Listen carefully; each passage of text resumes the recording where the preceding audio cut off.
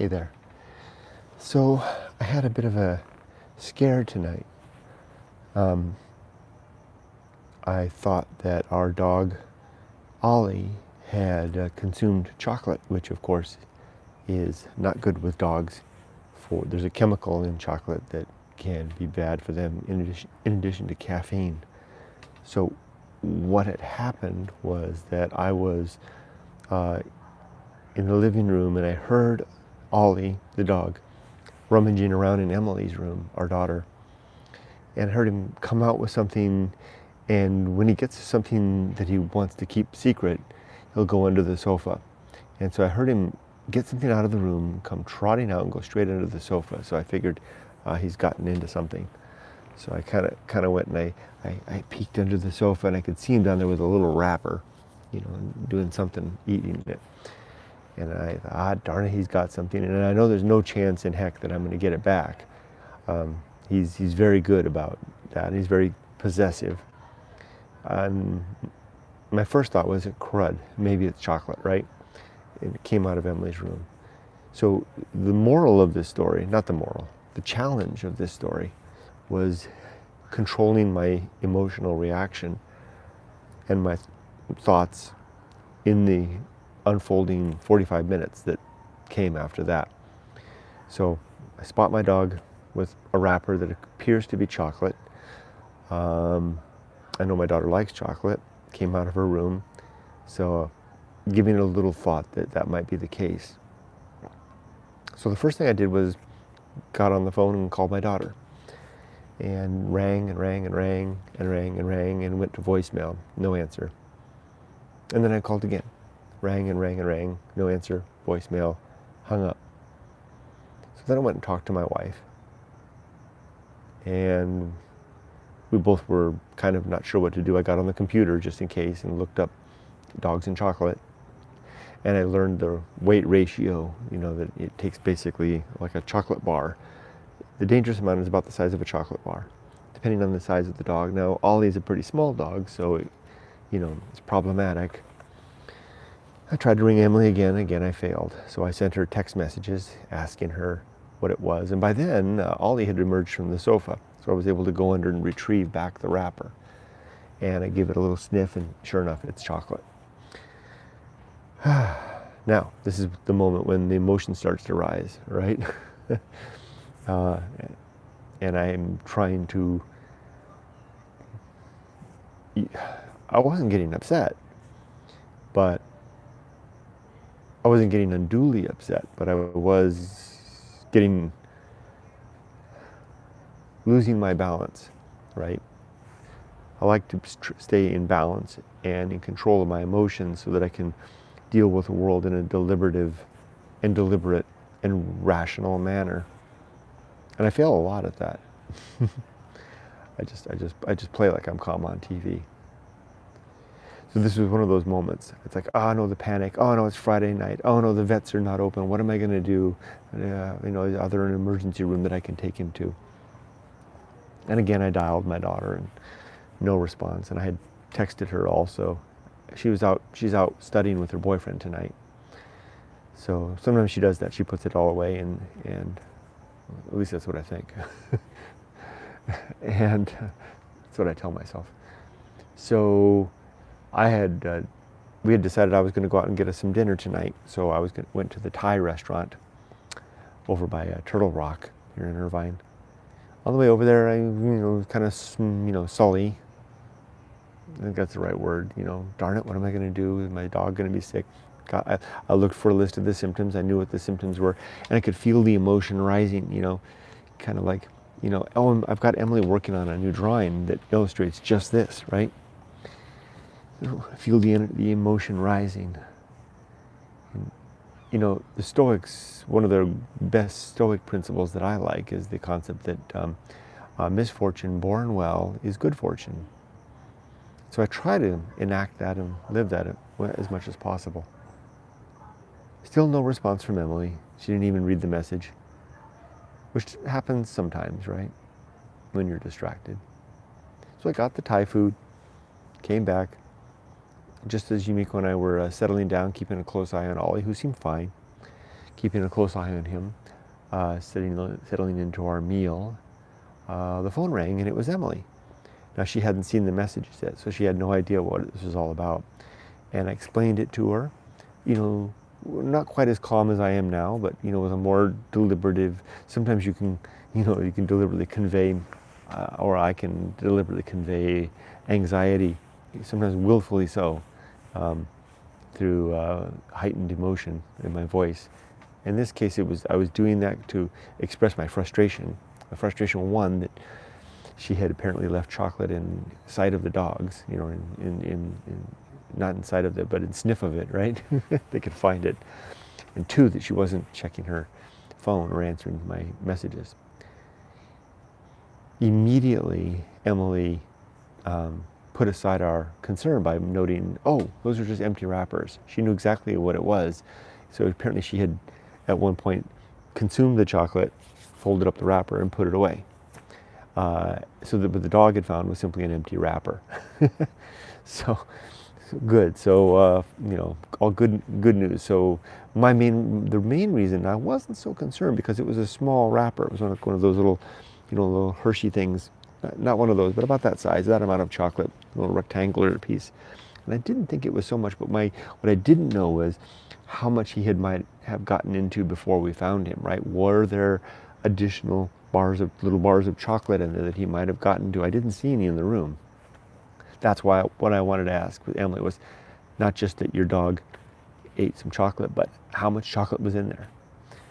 So she apologized right away. She said, I'm sorry guys, there was no chocolate in there, it was just a wrapper. So if anything, he just got some licks on the paper. So in terms of ranking, I'd give myself a C+ on that one, in terms of upholding my stoic ambition, right?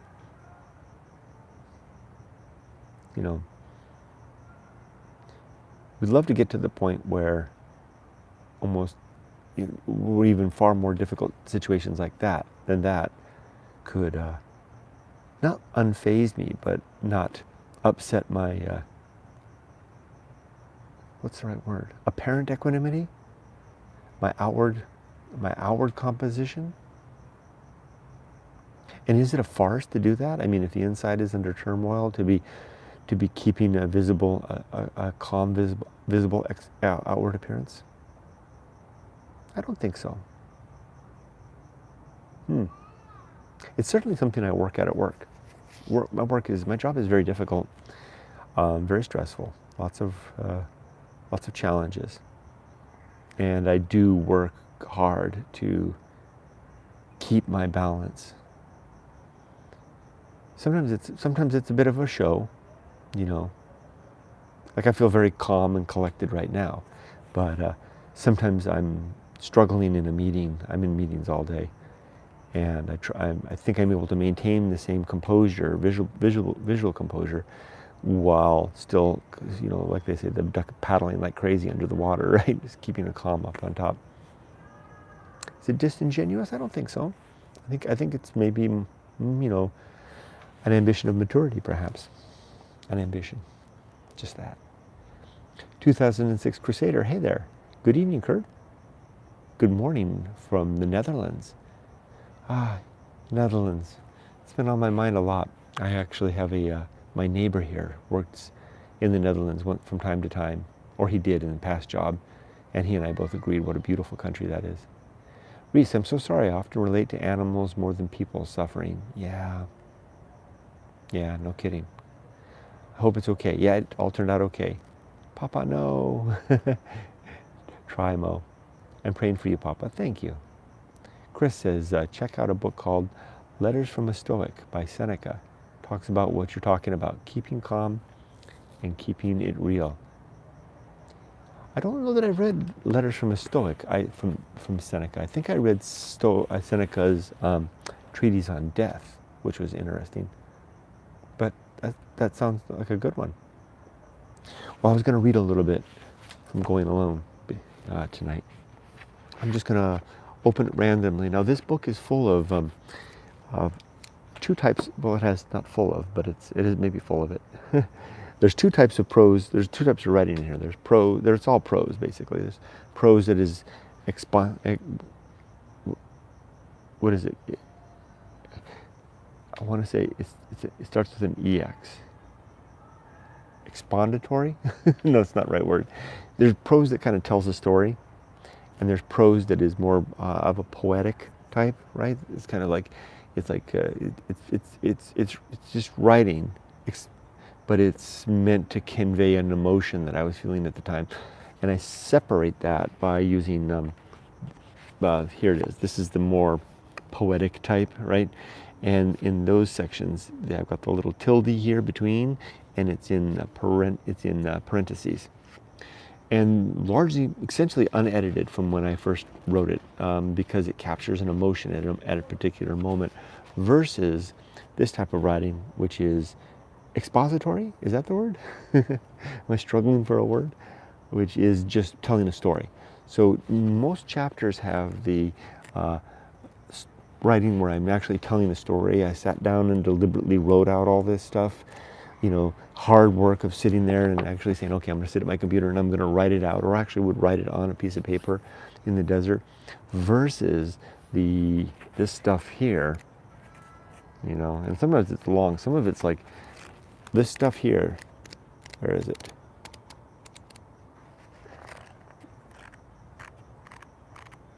Why can't I find it? Oh, here it is. This stuff here, it's like that. I wrote that in Japan. Very short, terse, tight, and very almost exclusively up in the mountains when I was hiking.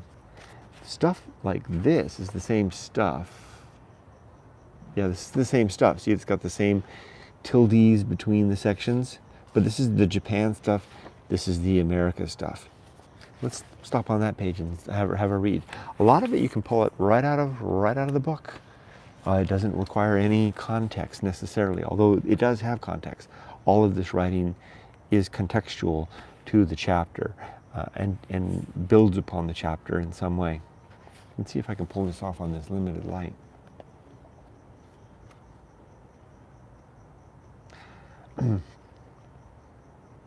The season of heat is passing.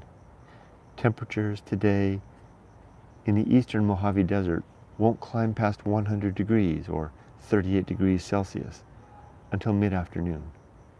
A mild day by recent standards. Soon the sun will relent its terrible onslaught of energy upon the land, not by nature of diminished output, but only through the gradual shortening of days and indirect angle of attack. I can already feel the coming change, anticipate the cooler evenings, and the crisp bite of midnight cold, which is herald of the much deeper and colder winter nights to come. There isn't much time between seasons here, barely a chance to rest a moment and prepare for the next season's atmosphere and inclination. Spring and autumn are bliss here, though the memory and forecast of what was and what's to come dull all but the most senseless immediate regard. I can't write like that. I can't write like that here. I can't write like that at my computer. I can only write like that, and this isn't flattery. I'm not praising myself for any quality of the writing. It's just that particular character of writing can only be written in the state of the event while adventuring or on my way to adventuring or some such. Welcome from Eden, North Carolina at the website. It's interesting that I picked that one up because that passage right there precisely describes tonight. I was to go to Siberia today. In fact, I left last night. The bike was all packed. My gear was all ready. I said goodbye to my wife and daughter. And I hopped on the bike, filled it up with gas, and I headed out. I made it about 30 miles. I made it up. I went over the toll road, over Irvine into the Inland Empire area by Corona. I got up the 91, looped over onto the 15, And I got about 3 miles up to 15, and I turned on the right blinker, got off the off-ramp there. I think that was by Horsetown. I can't remember what Horsetown is called. Went over the freeway, put on the blinker again, got back on the freeway going south, and I came straight back home. And I got home, parked the bike, went upstairs, took off the pack, took off my gear, sat down. My family was there, and they're like, "What? You're back?" Although they know that's a routine. You know, I have about in Japan, I had about a 50% failure rate on adventures, meaning that I would go out on the adventure. About half the time, I'd be back within 2 hours. I wouldn't go. While I was writing this book out in the desert, I had about a 25% failure rate in the desert. I'm up to now about an 80% failure rate. Maybe even higher. Maybe I'm up to 90%. I haven't been to the desert since May. I write on the windshield of the bike every time I go. I write the date that I go. On one side I write the date that I go to the desert. On the other side, I write the date of the service that I have the bike serviced, and if it's a big service or small service, and if I got tires. It's kind of like my log. I haven't been there since May. So May, June, July, August, September, October, November. So half a year. So why didn't I go?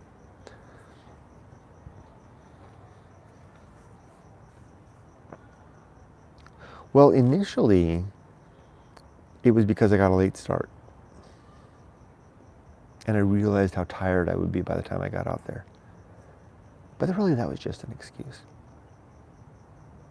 More and more, I think I'm not, well, it's hard for me to say. Am I done with that adventure? Am I done with doing this? Possibly. And that's a good thing. Maybe I've completed that. So what the sequel to going alone is the good life. The thing to follow after the experience of going alone is the life of turning back to this. Turning back to the laughter that we hear, the humanity that's all around us, the companionship, the care of our pets, the pursuit of career, of education, of trying to make a good life and a meaningful life in the moments that remain. That's the punchline of going alone.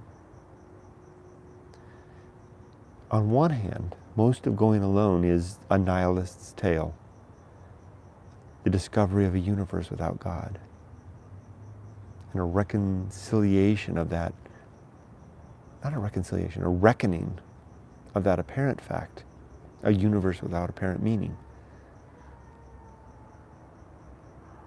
But near the end, I write a couple of chapters where I talk about this as an alternative to the emptiness. Turning to this life, to the life that we live, as a remedy to the apparent meaninglessness of life. So now, the idea of going back out to the desert alone, I'm like, well, what the heck am I going to do out there? Sure, I could go a little further. I could hike again out into the night. I could sit under the bridge and scribble some words on a page. But increasingly they're reading like the tired words that of repeating myself. The old stories, the repeated stories of the old man that I'm becoming. You know what I just realized? It's a whole lot like when I was in Japan, and I had realized I'd had enough of Japan, namely adventuring in Japan, of the whole U-2 bullet train thing, the experience of experience of life in Japan, the walking in Japan, the band in Japan, even the Lyles brother thing. I'd squeezed that out, I'd wrung that sponge out, and I really did feel like when I went out that last year of going out into the mountains in Japan, really felt like going back to staying at a dinner too long. well sated, well full, having drunk all the wine, having sampled everything, had a great dessert. It's all great. I said, well, okay, well, how about a little more? I mean, it's all delicious. It's all good and fine, but I've had quite enough. Thank you very much. And so I left Japan. And I came here. And I did, again, this for 5 years. And, made the discovery of going alone. A discovery. Certainly nothing new to our species, but a discovery to me. And more importantly, is it the antidote? It's the antidote to nihilism, I think. Yeah. Which is the good life. So now am I in the same position that I was then? Where going to the desert is now what going to the mountains was in the waning years of Japan, possibly. So instead I came home. I got up early this morning. I leashed up my dogs. I took them on an extra long walk, which they really enjoyed. If I had been in the desert, I wouldn't have been there to take the dogs out. My wife would have taken them for a perfunctory walk before she went to work. And when I got back, I cleaned the house. After that, I went for a swim. I had the day off. And after that, I read a chapter in the book that I'm reading, In the Sunshine. I thought a lot about the book. It's a good book. I thought a lot about it. Then when I was done with that, my daughter and I went out and had lunch together. And we came back after that, and we sat down and we watched a show on Netflix that she wanted me to see. My daughter's turning into quite the political soul. It's about politics. We watched it and we talked about it. And then after that, I went and got a haircut. And then I went back and I took my dogs out for another really, really long walk. And then when my wife got home, I went out and got us dinner, had the panic thing about the chocolate. And now my wife's watching her show on TV. About 9 o'clock every night. She's got something on HGTV she likes to watch. And I came out here to talk to you. Altogether a pretty good day. Whereas if I'd gone to the desert, I would have had another day of staring into the void, which vision I am amply accustomed to now. I don't know that I need to see that void any longer to be reminded of it.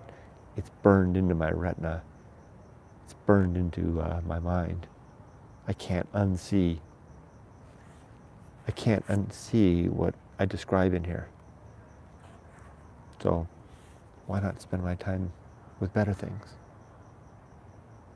With my home and my family and my friends. Oh, and I also had a really nice phone call with Jim Mully. And I also had a really nice phone call with Victor. Give me a flick, man. Fancy that?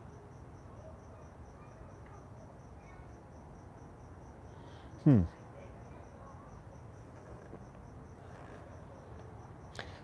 last words that my dad wrote in his diary after he died, I found he kept a small little diary. Thin one. Not much in it. I've still got it. In it, he wrote some things that were revealing and illustrative of his state of mind.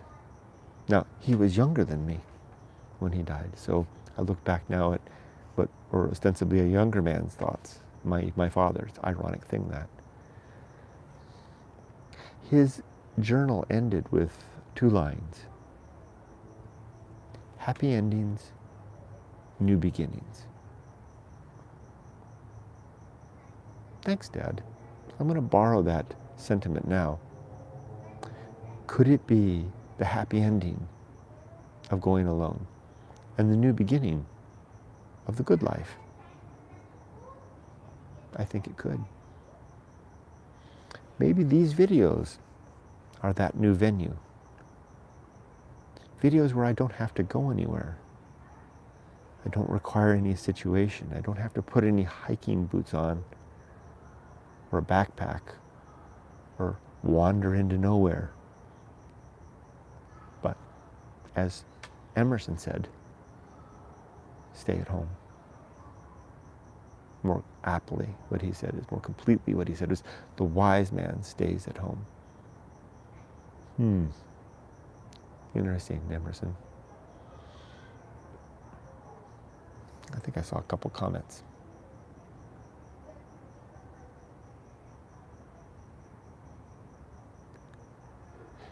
Kawaii Otaku. Hey, I've been thinking about it. I've been watching your posts on Instagram. I like them. Hello, Mr. Kurt. I feel really sad. Warm hugs for you and your puppy. Thank you.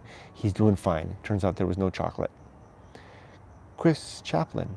Gotta head to bed. Been following you since when you used to talk in Japan. Good luck with your pup. Thank you, Chris. Good night. Kawaii Otaku says, I'm glad I finally made it to your live sessions. I'm glad you made it too. Small Five says, hello, Kurt. Hello, Small Five. Darth Sept. If something feels like a job, it's not adventure. Yeah, that's an interesting idea. Small Five, maybe you need another adventure. I don't know. Can you get too much? Can you have enough? What is the aim of all these adventures? I would tell you that when I was younger, I had no idea what the aim was. The adventure was the end in itself. Less and less do I feel compelled to go somewhere else. Less and less do I feel the need of adventure or the want of somewhere else. It's like the mission now is to pursue my purpose, which are three things. The first purpose is to be a good father, to make sure that my daughter is raised and able to get along in the world and be a good person. My second purpose is to live a life of virtue, where virtue is defined as the improvement of well-being for myself and others. And the third objective is my mission, which is very, very clear to me now. My personal mission is to share what I discovered out there in the desert and the remedy to the awfulness of that discovery, which is the good life, which is just what I'm doing right now. So maybe I don't need an adventure. Rhodazilla says, hey Kurt, it's Tony in North Carolina. I'm finally getting to catch you live. Yes, you are. Hey Tony. How are things in North Carolina? Blaze Rod 100. Wow.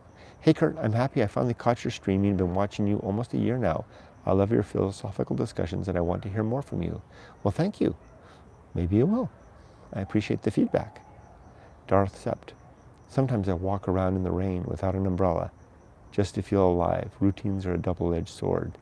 I like that, walking around without an umbrella. Nice thought. I do the same sometimes. There's Heather. Hi, Heather. Catching the end of your talk. I am so glad to see you here. Happy Thanksgiving to you and your sweet family. We miss you. Thank you, Heather. We miss you too. Have you watched Somebody Feed Phil on Netflix? It was wonderful, especially Singapore. It could even inspire cooking. Haven't watched that.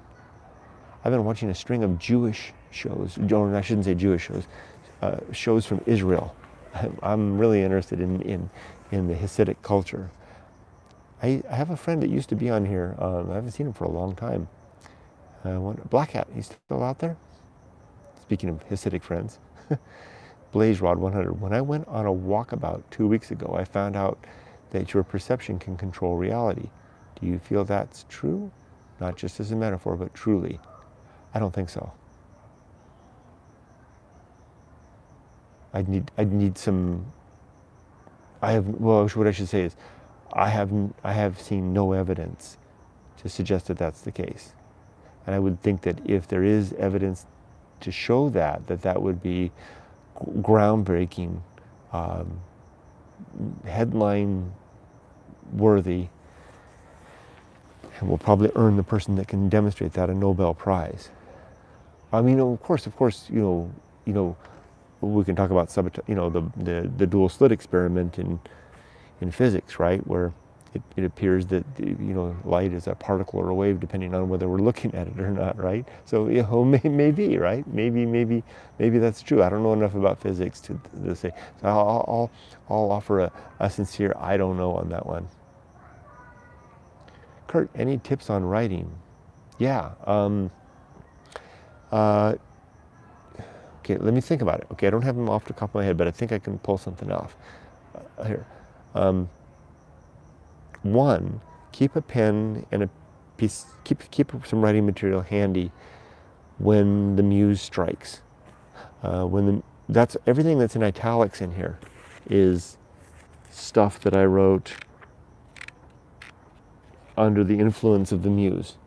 It's stuff that you can almost feel it coming. It's like, oh my gosh, here it comes. It's like a lightning bolt coming through, and you got to get a piece of paper. You write it down.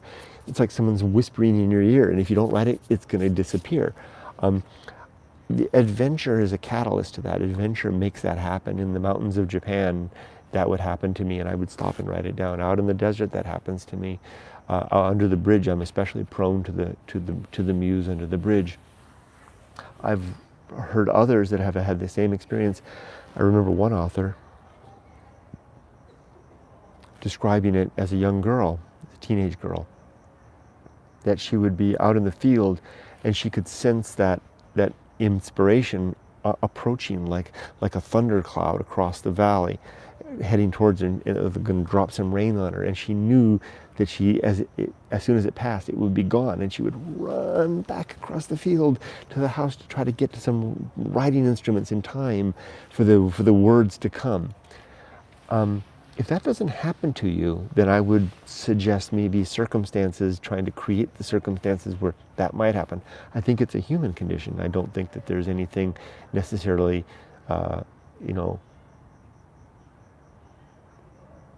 mystical about it. I think it's something that we can bring about through putting ourselves into a situation where we're inspired. So keep a pen and paper handy, and if you're not experiencing the muse talking to you yet, then shake things up. Get things into such a state that you see the world and you find yourself forcing yourself to see the world in a new way, and you might begin to hear your muse speak. The second thing is routine. I don't do this right now because two reasons. One, my work is largely done. Two, I'm so busy with work. But when I really do, when work isn't so heavy, I do like to wake up early. And the first thing I do after I read the Bible, my Bible reading is my first thing I do. After I read the Bible, is I sit down and I write. And I start with simply a simple idea, title, and then start writing away, and it's amazing how the flow goes.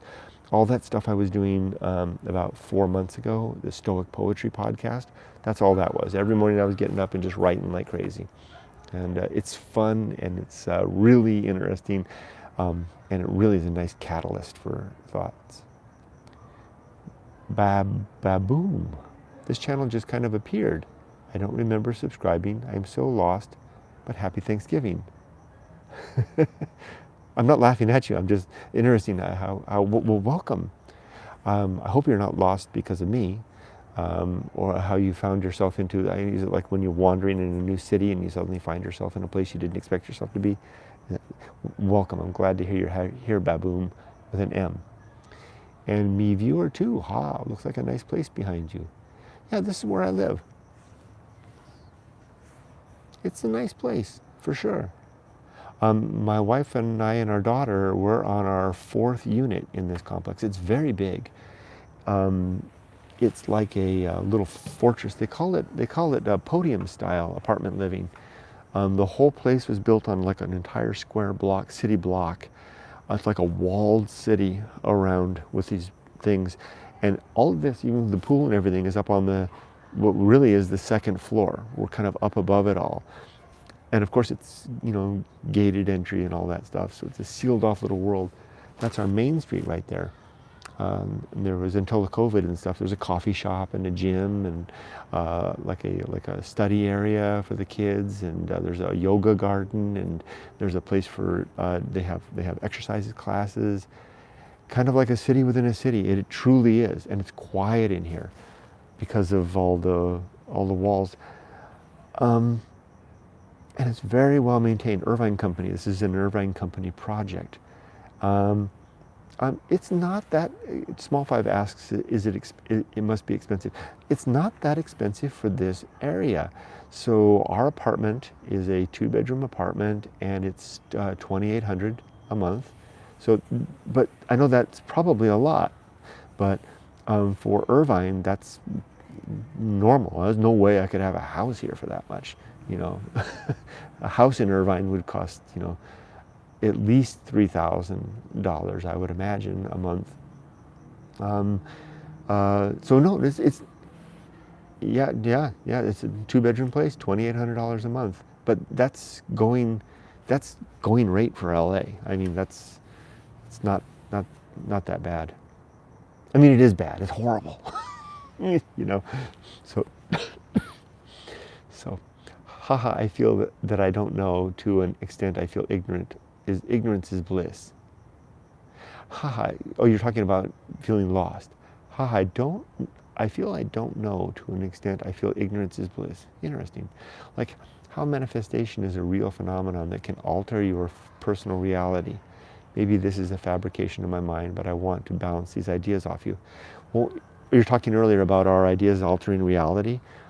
I mean, I guess in a way, right? If we are actors in this world, right? And I can decide that I'm going to get my act together and hold down my job and cut off on the booze and live a better life, and that's going to make the world a better place, right? If you're talking about that type of change, yeah, definitely. But I don't think I could sit here and tell myself, I wish it was 5 degrees warmer. I don't think that's going to happen. $2,800 in a safe community, I think, is worth it. Yeah, that's why we chose Irvine. When we decided to bring Emily back to America, I basically had all of LA to choose from. I could have, as long as I could commute to work at that time, which was pretty much just about anywhere. So I spent I got on my motorcycle every weekend and I rode all around LA, exploring all kinds of communities. And it was in particular, the thing that sold me for this community was when I realized how good the school system was, and in particular, because they have such a large population from East Asia, they have a really good English language program for second language learners. In fact, the Irvine school system here, they have a Japanese specialist, Nambu-san, I think is her name, if I can remember right. And when I reached out, when I was looking for a place to live, I actually called up, Nambu-san, and asked her about, how's it going to work with my daughter integrating into the school system here. And she explained it all to me, and that's her specialty, is helping the Japanese foreign students to get acclimated into the Irvine school system, and she did a great job. So when that happened, after I selected Irvine as the place, which was the last place, 20 years ago, if you told me I would have lived in Irvine, I would have said you're crazy. It's like, that's the last place I would live. It's such a Disneyland, it's the master plan community, right? How boring. But as soon as we settled on Irvine, I then started coming down my motorcycle weekend, come down on the weekend around Irvine, and I would check out all the apartments. Irvine Company kind of, they rule this. They're like the company town of Irvine. Irvine is basically from the Irvine Company once owned all this property, this Irvine Ranch. So they've created all these little communities all around, apartment communities, housing communities, condos, and the like. So I started coming down on the weekend, and I would visit them in turn, exploring. So much so that on the computer system, I would go and visit another one in another weekend, and they could see all the places I'd been to, and the people would comment, "My gosh, you've been everywhere." I literally visited every apartment community in the Irvine Company system here. They had me in the computer. This is our 4th community, And within this community, this is our 4th unit. We keep changing units. And that's because as we got into our first community, we would explore around when our lease was up, and we'd change after every lease, right? Our year would come up, we'd move to another place. Then we found this place, and we liked it. And we moved once out of convenience. The second time we moved was because Emily moved out, and Yumiko and I downgraded to a 1-bedroom. And then we moved again just recently when Emily came back because of COVID, back up to a 2-bedroom. So that's the long explaining story about why we're here. I love it here. I'd be quite happy to spend the rest of my life in this apartment complex. It's the best place I've ever lived. Although, like I said before, you know, enough's enough sometimes. It's time to move on. That's a fair point, Blaze, Rod says. Baboom, just because a perceived change exists doesn't indicate an actual change in the real world. Ooh, good point, right? We could perceive it. I could feel like, oh, it feels like it's 5 degrees warmer. Oh my gosh, it's warmer, right? But it doesn't mean it really is, right? It could be in my mind. Good point. This comes from the brain being the primary processing unit of all senses in the body. And by virtue of that, it can spoof feelings of fake things. Yeah, good point. Mike R. Hi, I've been lurking around your channel since Japan. First time catching you live. Thank you for the great videos and memories. You helped me get into adventure motorcycling too. Have a good night. Thank you, Mike, and welcome. I'm glad you caught me live and that you left a comment. Dirthsep, well, it's past 1 a.m. here in Jersey. TC, everyone, and I'm glad your dog's okay, Kurt. Pets truly are a family member. I agree. I think I'm going to follow your lead and sign off and wish everybody well. So everybody, thanks. Thanksgiving is coming up next week. Let's all be safe if you're here in the United States, over in the Netherlands, or wherever else you are elsewhere. I hope you have a safe weekend and upcoming week. It's really nice to chat, and thanks for dropping by. Remember, be safe, but not too safe. Bye, Heather. Bye. See ya. Keep riding, brother. You betcha, me viewer too. Blaze 100, have a great night. It's awesome catching you live. Happy Thanksgiving. Yeah, take care. Happy Thanksgiving.